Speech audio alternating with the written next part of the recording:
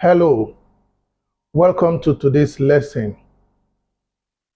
In this video, we want to look at the subjective case of pronouns. We have already looked at the objective case of pronouns, and we made this important point that a pronoun is in the subjective case. I beg your pardon, the pronoun is in the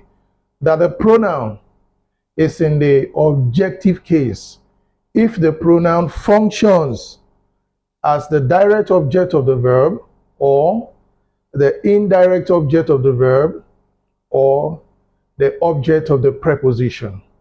So in this video, we want to look at the subjective case of the pronoun.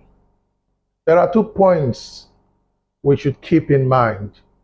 The first is that the pronoun is in the subjective case if the pronoun functions as the subject of the sentence. I'm going to explain this with examples. The second point we need to keep in mind is that the pronoun is also in the subjective case if the pronoun functions as a predicate pronoun. So the question naturally will be, what is a predicate pronoun? I'm going to explain this also with examples. So let's begin. The pronoun is in the subjective case if the pronoun functions as the subject of the sentence.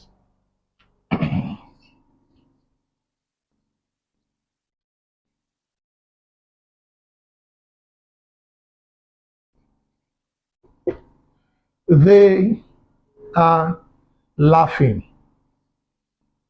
This is a pronoun and it is functioning as the subject of the sentence. So the form, because pronouns have forms for subject of sentence and they have forms for the objective case, for the subjective case and the objective case. So now that this pronoun is functioning as the subject of the sentence, the form to use is the form for the subjective case. Look at this table. This table is very important. All these pronouns here function in the subjective case. And all of these ones here function in the objective case. This is why it is incorrect to say them are laughing. Yes, you can't say them are laughing, or you can't write them are laughing, because them is not used for the subject of the sentence. You can't say me is laughing, him is laughing, us is laughing, or us are laughing. No. All these pronouns here cannot function as the subject of the sentence. As a matter of fact, when you look at the subjective case of the pronouns, this is very simple and straightforward.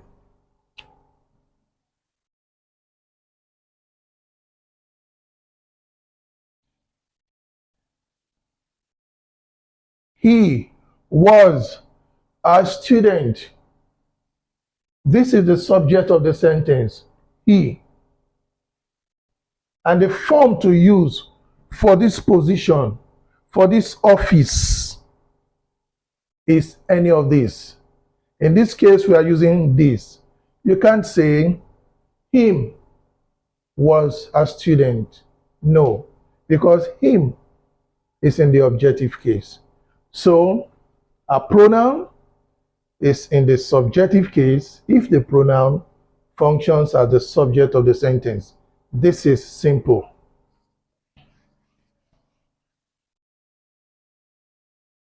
Now so we have looked at this very simple and straightforward subjective case of pronouns. A pronoun is in the subjective case if it functions as the subject of the sentence. This is simple and straightforward. We don't need to waste time here. Now, this is where we need a lot of attention. Verbs generally express action. However, there are some verbs, they are not very many, they are few. There are some verbs that do not express action. They have other functions they perform in the sentence. Now, before we look at the functions that they perform in the sentence, let's list some of these verbs. The verb am, is, was, were, will be, shall be, has been, have been, had been, shall have been, will have been, should have been, would have been, could have been, might have been. These verbs, these are some examples of verbs.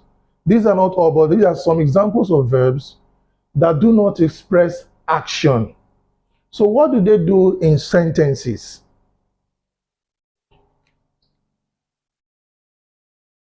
The new manager is. Now, this is the subject of the sentence. And this is the verb is. Now, if you leave the sentence like this, it does not express complete thought. You need something, the new manager is. You need something here to complete the meaning of this verb. What you need here to complete the meaning of this verb is the complement of the verb. Now we could say the new manager is a lawyer. The new manager is a lawyer. What this verb has done is to link the new manager and lawyer. So the new manager and lawyer refer to the same person. So what this verb does is to link them. That's why we call this group of verbs linking verbs. They link the subject of the sentence with some other word in the predicate. This part of the sentence is the subject part of the sentence, and this part is the predicate part of the sentence. So what they do, this linking verb and the other examples that I've given to you, they connect the subject with some other word here. Now, the new manager is a lawyer. A lawyer is a noun. Now, any complement of this linking verb that is a noun is called a predicate noun. Predicate noun. Sometimes the complement may not be a noun. The complements of the linking verb is usually a noun, an adjective, or a pronoun. In this example, the new manager is a lawyer. This is the complement of this. This is a linking verb. All the verbs are listed: is, was, were, are, could be, might be. They are all linking verbs. They are not action verbs. They are linking verbs. They link the subject with some word in the predicate.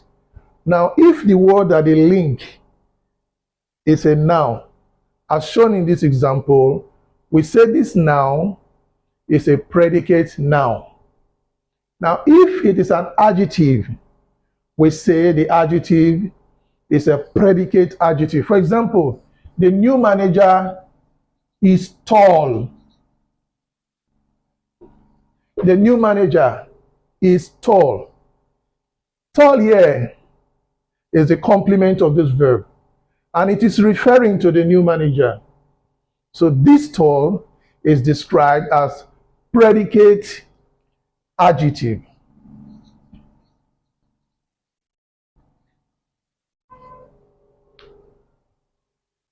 If you say now, predicate now.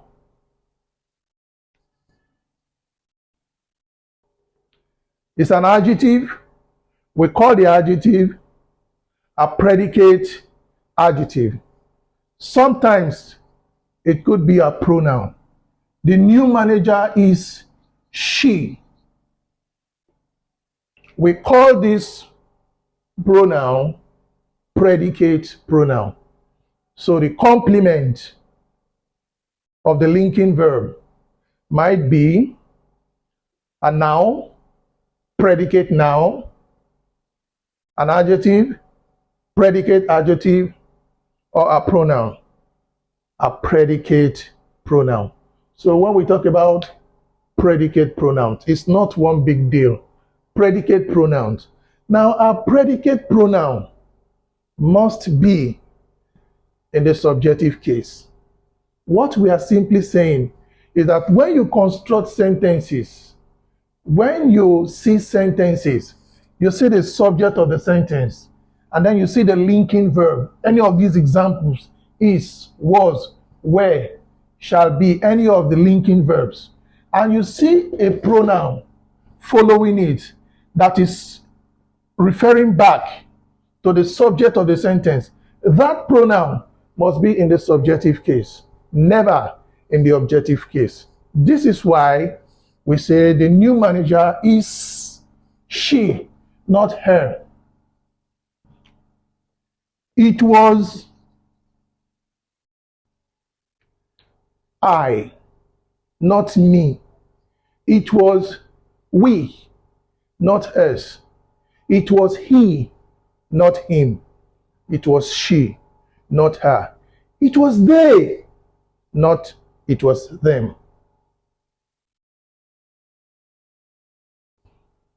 Let's look at one or two more examples. You, he,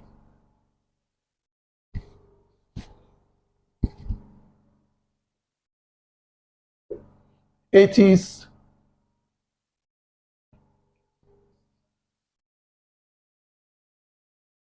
it could,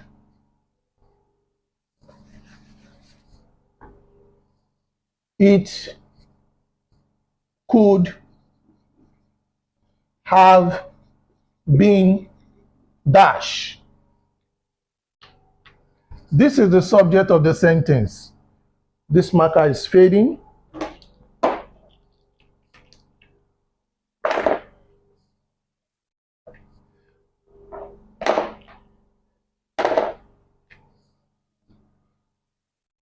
It could have been. This is the subject of the sentence. And this is a linking verb. Now, what we want to use here is a pronoun. If it were a noun, we would not have any problem. We could just say it could have been Sandra. It could have been Jane. But now we are working with pronouns, and pronouns have forms. So take note that this is a linking verb. And once you have a linking verb like this, the pronoun that follows must be, in this case, is a predicate pronoun. So you say it could have been I, not it could have been me. It could have been we, not it could have been us. It could have been he, not it could have been him. It could have been she, not it could have been her. It could have been they, not it could have been them. So this is the subjective case of the pronoun. Let me repeat. Pronouns are in the subjective case with the function as the subject of the sentence, which we have explained, and this is quite simple and straightforward. Pronoun is also in the subjective case if the pronoun is a predicate pronoun that is used after a linking verb and the pronoun is referring back to the subject of the sentence. I believe that you have learned something today. If you find this video, if you consider this video helpful, please share it. And in case you have not subscribed to my channel, I request that you kindly subscribe. Once again, I want to thank you for your comments. Thank you for your feedbacks. Some of you have reached out to me personally. You told me that sometimes the writings on the board are not clear enough. The board is small, so I've been trying to see how I can manage the space. But I want to thank you for your feedbacks. I appreciate them. Thank you and thank you.